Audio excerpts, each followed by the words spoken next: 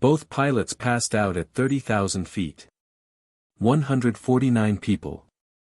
No pilot. The flight attendant begged 3 times, "Anyone, please help." 3 times, complete silence. Nobody moved. Then from row 9, 2 twin girls, just 8 years old, jumped up and screamed at the top of their voices, "We can fly this plane." And they were not joking. They actually could. Before you watch full story, comment below from which country are you watching. Don't forget to subscribe for more amazing stories. It was a quiet Tuesday morning. The sky over Dallas was clear and blue. Inside Gate 14 at Dallas-Fort Worth Airport, passengers were slowly walking onto Flight 447, a Boeing 737 heading to Los Angeles. People were carrying bags, drinking coffee, and checking their phones. Nobody was worried. Nobody had any reason to be. In row 9, 2 small girls were settling into their seats. Their names were Lily and Mia Torres. They were 8 years old, identical twins, with dark brown eyes and matching red backpacks. Lily sat by the window. Mia sat next to her. Between them, they shared one thing that no other passenger on that plane had, a deep, serious love for flying. Their father, Captain Daniel Torres, was a flight instructor at a small aviation school in Texas. He had been teaching people to fly for over 15 years. And ever since the twins were 5 years old, he had brought them to the cockpit on weekends, let them sit in the pilot's seat, and explained every button, every dial, and every switch. He made it feel like a game, but he was teaching them for real. Lily always carried a small notebook where she wrote down everything she learned. Mia memorized the numbers, altitudes, speeds, headings. Together, they had logged over 200 hours in their father's home flight simulator. They were not just kids who liked planes. They understood planes. But today, they were just 2 little girls on a normal flight, going to visit their grandmother. Lily had her notebook open on her lap, reading old notes. Mia was looking out the small oval window as the ground crew moved around below. Neither of them had any idea what the next few hours would bring. Remember, Lily, their father had told them once. If you ever truly understand the airplane will never be a stranger to you. In the cockpit, Captain Roy Barnes was running through his checklist. He was 52 years old, with 20 years of flying experience. He was calm, careful, and professional. Beside him sat First Officer Sandra Wells, 38, sharp and focused. They had flown together many times before. It was a routine flight. Nothing about this morning felt different from any other.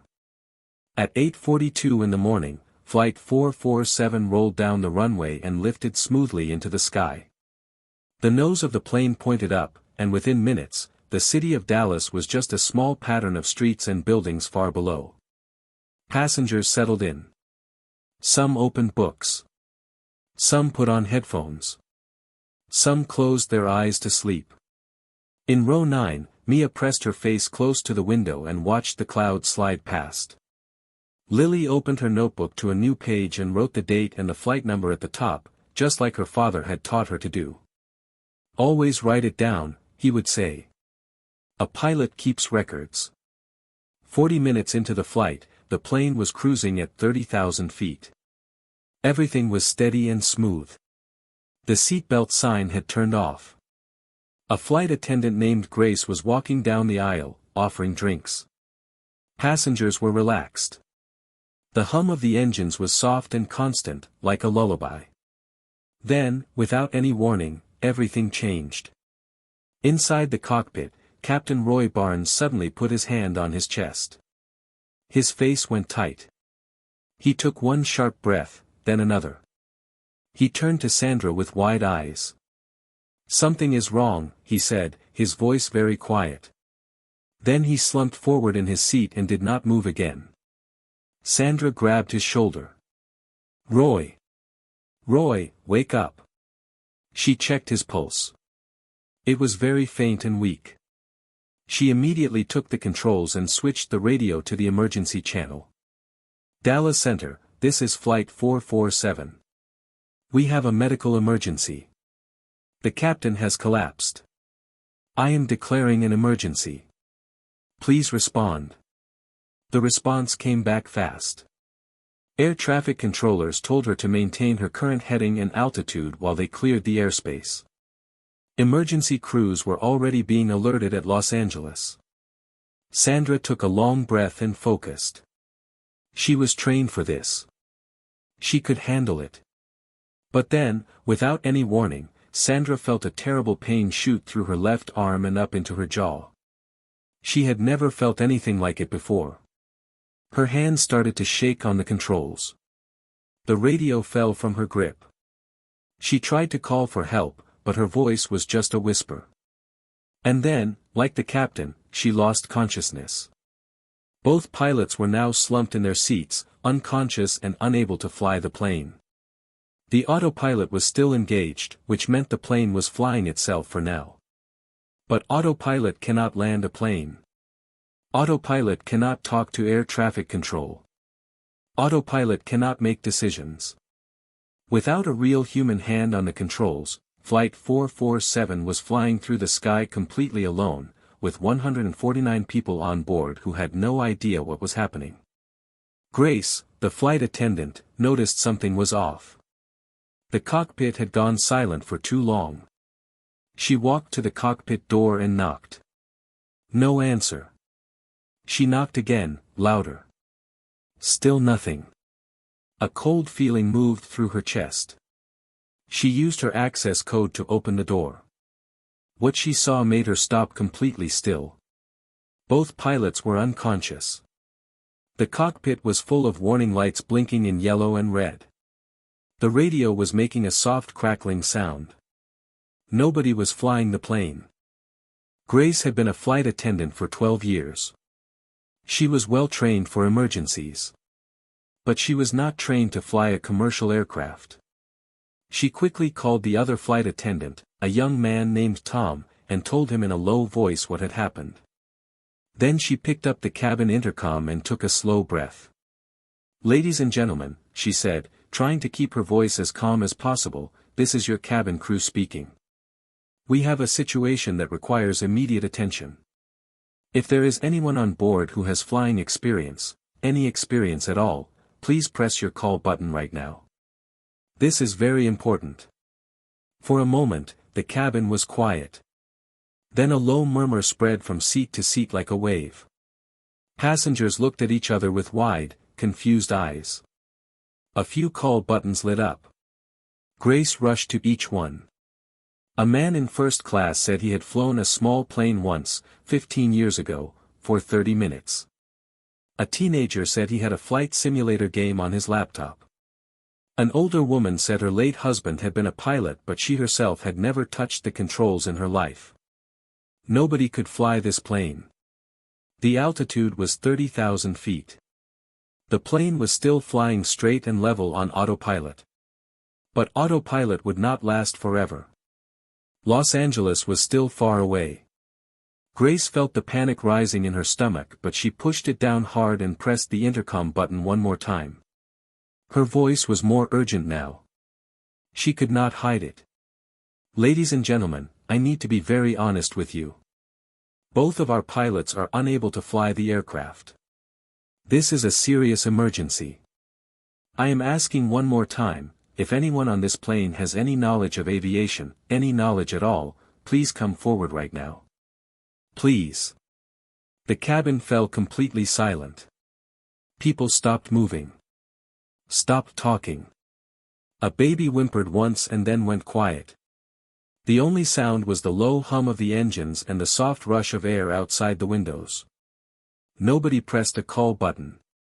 Nobody raised a hand. Nobody stood up. Seconds passed. 5 seconds. 10. 15. The silence was the most frightening thing Grace had ever heard in her life. The altitude reading on the cockpit instruments ticked quietly downward. 29,800 feet. 29,600. The plane had begun a very slow, very gentle drift downward. Nobody in the cabin could feel it yet. But it was happening.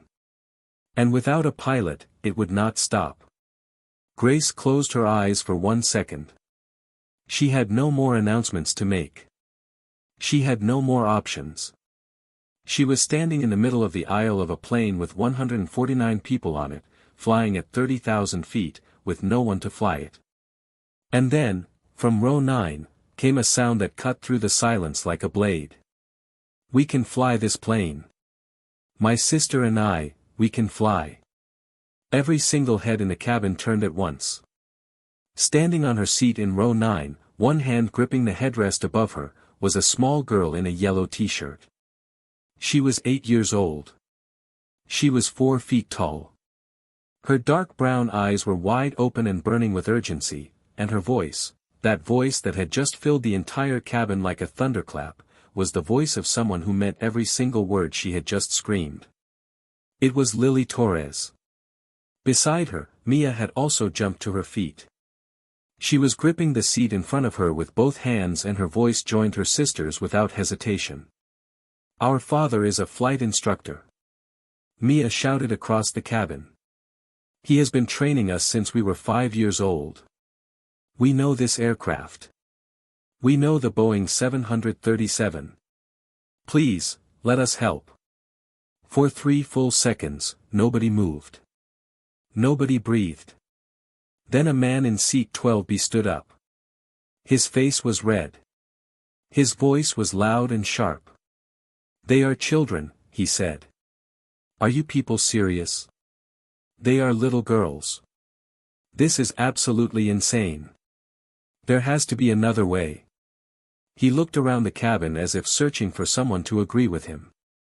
Several passengers nodded nervously.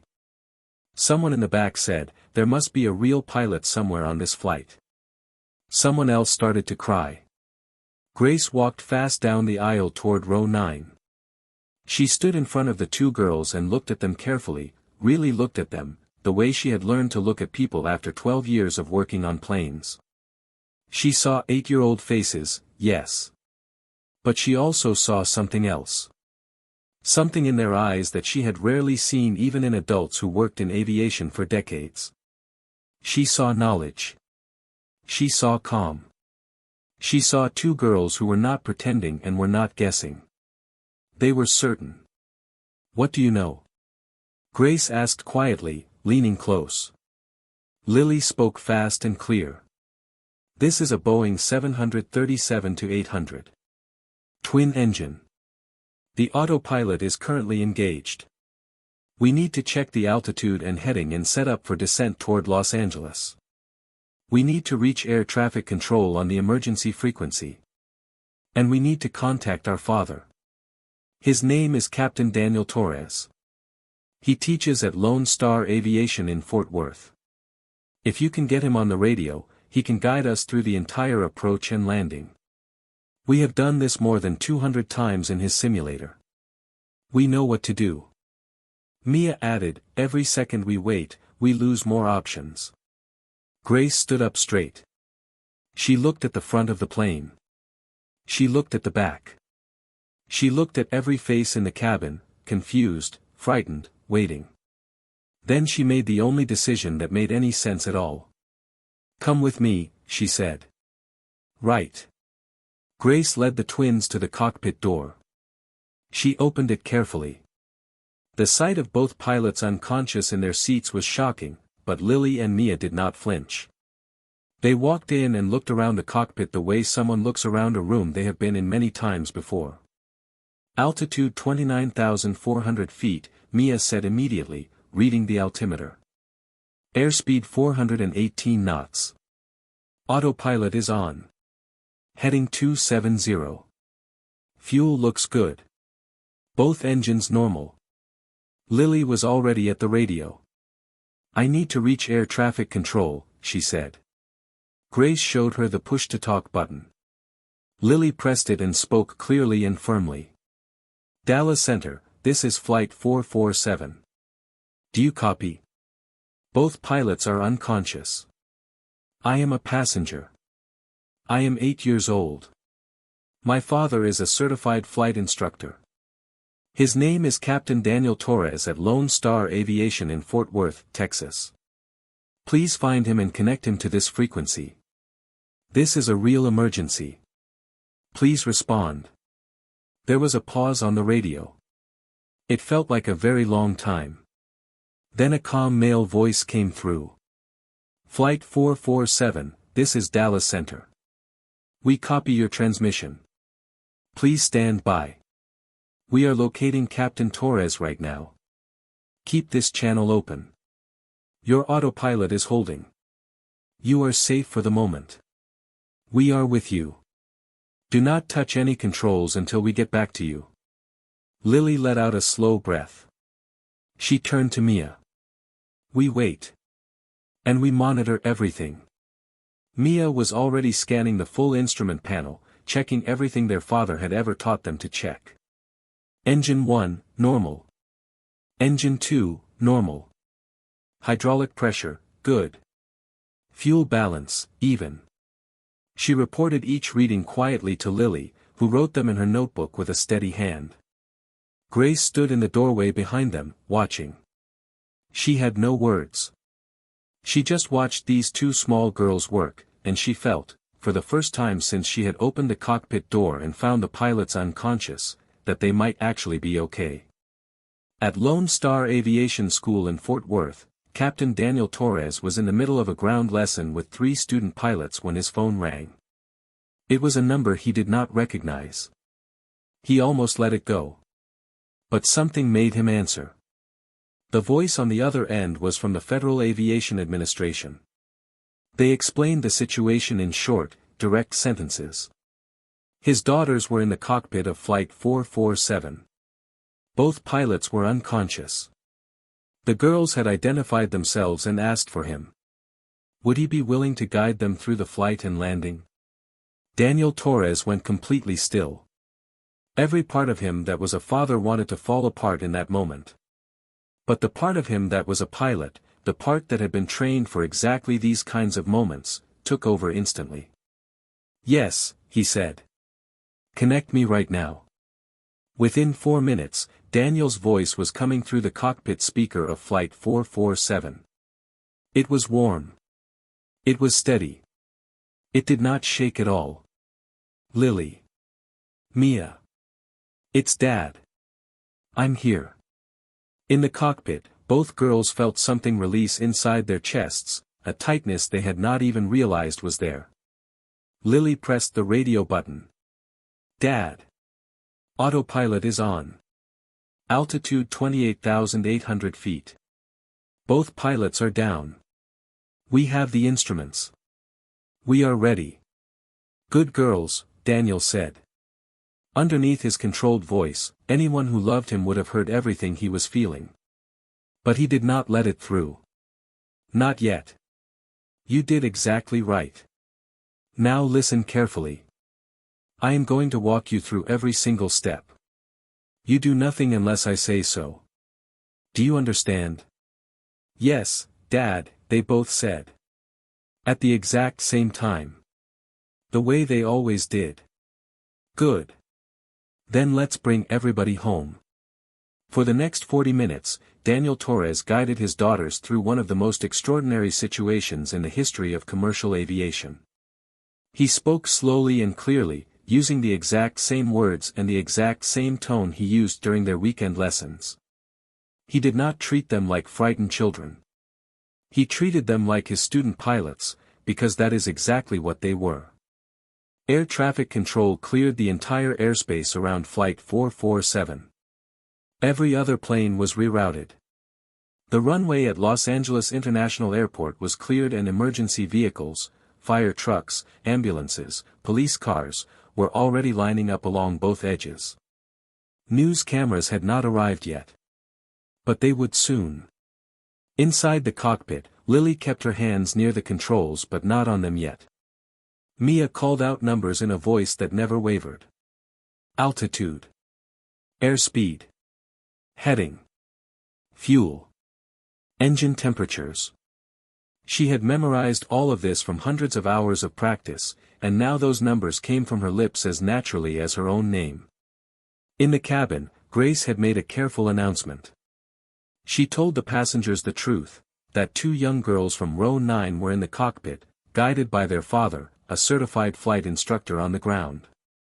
That they were descending toward Los Angeles.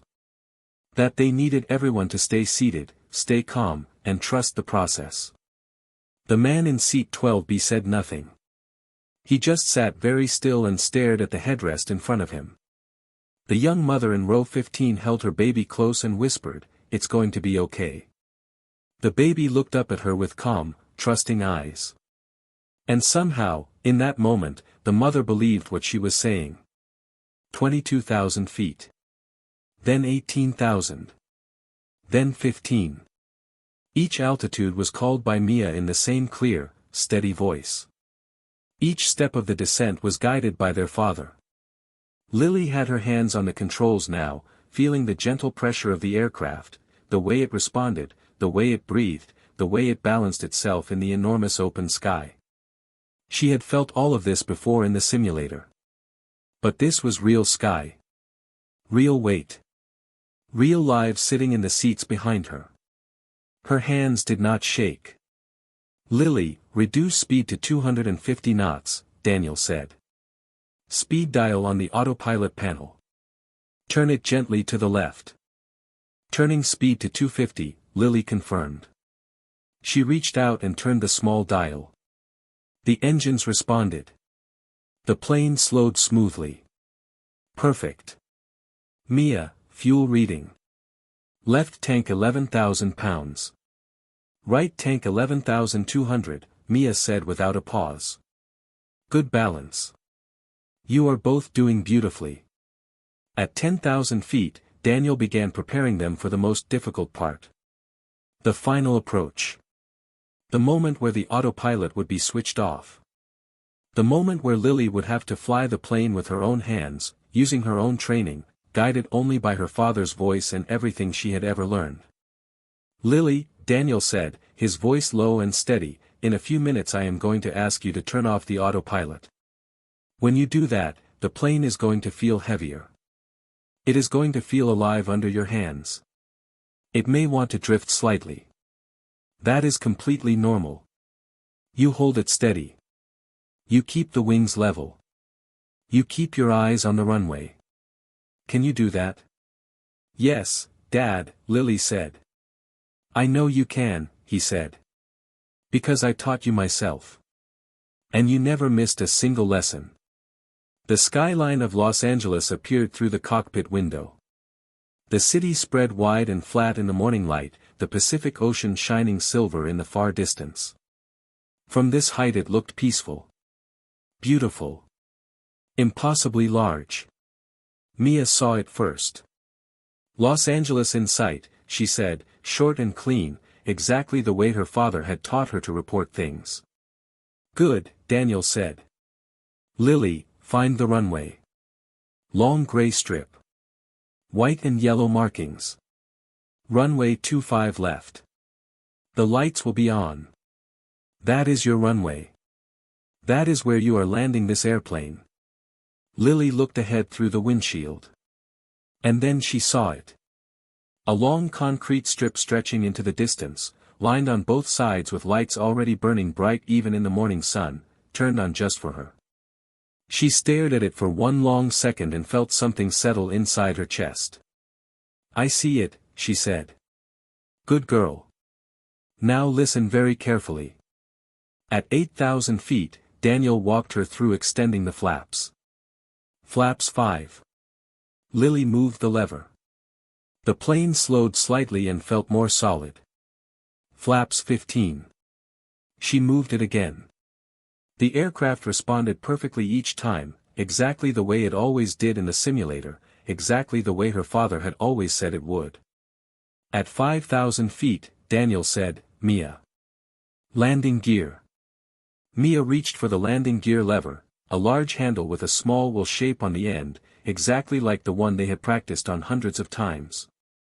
She pulled it firmly downward with both hands.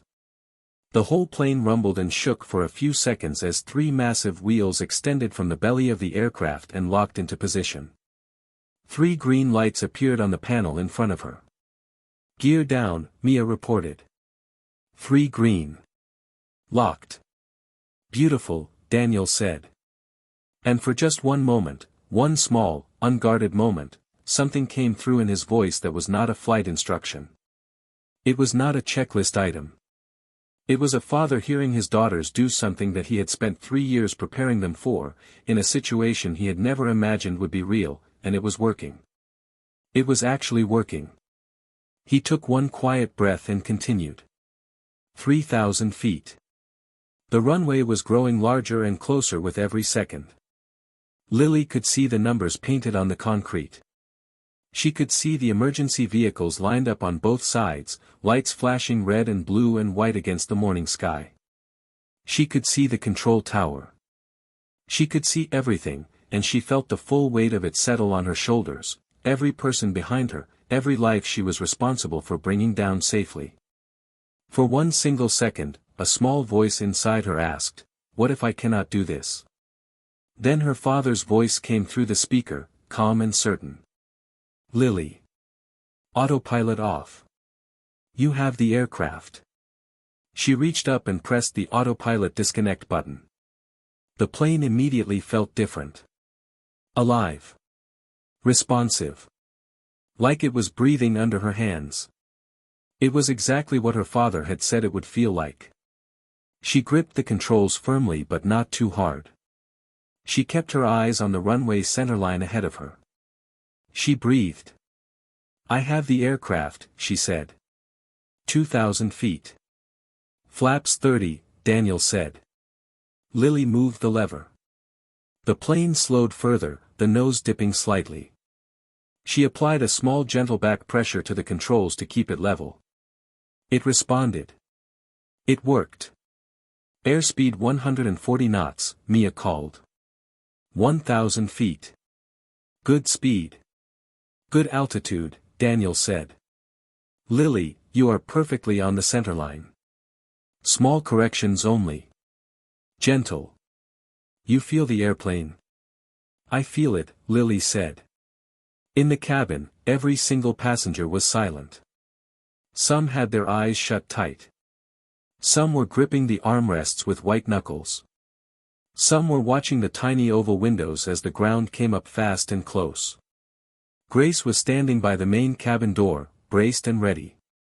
Tom was at the back, doing the same. The man from seat 12B had both eyes open. He was staring straight ahead, not at the window, not at anything in particular. His lips were moving very slightly. He was not making any sound. But if you looked closely, it seemed like he was saying something, repeating something, over and over to himself in the silence. 500 feet, Mia said. Lily, Daniel said, reduce power now. Pull the throttles back slowly. Let the plane settle toward the runway. Do not rush it. Let it come down naturally. You just guide it. You have done this. You know how this feels. Lily pulled the throttles back with a slow, steady pull. The engine sound dropped to a low murmur. The runway filled the entire windshield now. She could see every marking. She kept the wings level. She kept the nose up just slightly, just the way her father had shown her 100 times, 1,000 times, and she let the plane do what it was designed to do. 300 feet, Mia said. 200. 100. 50. 30. 10. The main wheels of Flight 447 kissed the runway of Los Angeles International Airport with a soft, smooth touchdown. Then the nose wheel came down gently, straight and true. The plane rolled forward down the centerline, perfectly aligned, perfectly controlled. Lily pressed the brakes carefully and steadily. The plane slowed. It slowed more. And then, after rolling nearly a mile down the long runway, Flight 447 came to a complete and safe stop. 1 full second of total silence. Then the cabin erupted into something that was not just applause. It was relief and disbelief and gratitude and joy all crashing together at once. People were crying and laughing at the same time. Strangers were hugging each other. Grace pressed both hands over her mouth. Tom sat down in the nearest seat and covered his face. The young mother held her baby up and kissed her cheeks over and over. An elderly man in row 22 simply looked out the window at the runway and said, very quietly, "Thank God. Thank God." And the man from seat 12B, the one who had stood up and called it insane, the one who had said they were just children, put his head down on the tray table in front of him and did not move for a very long time. In the cockpit, Lily and Mia sat quietly for a moment in the sudden stillness. The runway lights were still flashing outside. Emergency vehicles were racing toward the plane from both sides. The radio was full of voices. But the twins sat in the pilot's seats and just breathed together for a few seconds before any of it reached them. Mia looked at her sister. "We did it," she whispered. Lily looked at the long runway stretching ahead of them. "Dad did it," she said softly. "We just flew." From the radio, Daniel Torres' voice came through one final time. It was not an instruction. It was not a checklist. It was 4 words, spoken in the quiet voice of a man who had just watched his daughters do something he would spend the rest of his life trying to find the right words for. "I love you both." Lily pressed the radio button one last time. "We love you too, Dad." The paramedics reached Captain Roy Barnes and First Officer Sandra Wells within minutes of the plane stopping. Captain Barnes had suffered a sudden cardiac arrest but was still alive. He was rushed to hospital and, after emergency surgery, made a slow but full recovery. Sandra Wells had suffered a severe shock episode brought on by the captain's collapse. She recovered fully within 2 days. Both pilots later said that when they woke up and were told who had landed the plane, neither of them could speak for a long time. Captain Barnes, from his hospital bed, asked specifically to meet the girls before he was discharged. He held their hands and said simply, "Thank you for bringing my passengers home." The story of Flight 447 spread around the world within hours. News channels in over 40 countries covered it. People argued online about whether it was truly possible, and then accepted that it was not only possible, it was real. It had happened. 2 8-year-old girls from row 9 had stood up, screamed that they could fly, and then proved it. The Federal Aviation Administration issued an official statement 2 days later. They said that the actions of Lily and Mia Torres represented some of the most composed and skillful emergency airmanship they had ever documented. They issued a special commendation to both girls, the youngest recipients in the history of the organization. A reporter asked Lily what was going through her mind in that moment when she stood on her seat in row 9 and screamed across the cabin. Lily was quiet for a second. Then she said, "I looked around and nobody was standing up. And I thought, if nobody stands up, everybody dies. So I stood up." The reporter asked Mia if she had been scared to scream like that in front of all those adults. Mia nodded honestly. "Yes. But I was more scared of staying quiet." The passengers of Flight 447 held a gathering 6 months after the landing. They met at a small restaurant in Los Angeles, 149 people from different cities, different backgrounds, different lives. Lily and Mia came with their father and mother. When the twins walked in, every single person in that room stood up. Nobody had planned it. It simply happened. One person rose, and then the next, and then all of them at once. And they clapped in a way that had nothing to do with politeness. It was the kind of applause that comes from somewhere deep inside a person, from gratitude that has been living in your chest for 6 months with nowhere to go. The man from seat 12B made his way through the crowd to where the girls were standing. He was tall, with gray hair and a serious face.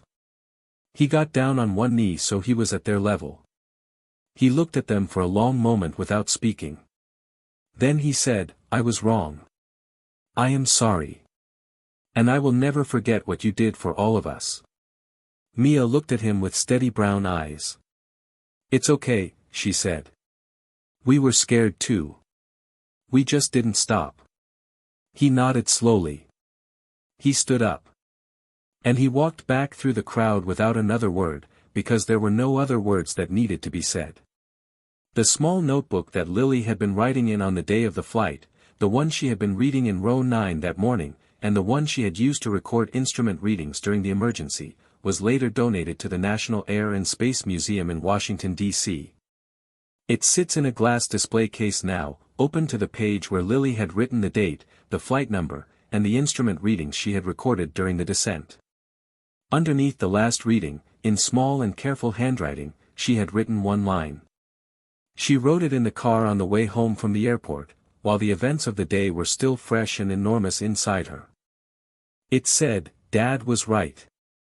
The airplane was never a stranger." Years later, when Lily and Mia Torres were grown and had earned their professional pilot licenses, both of them, on the exact same day, a journalist asked them one final question. "What do you think is the most important thing a pilot needs?"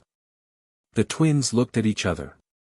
They smiled, the same smile, on two different faces, at exactly the same moment. Then Lily answered. "Not size. Not age. Not years of experience.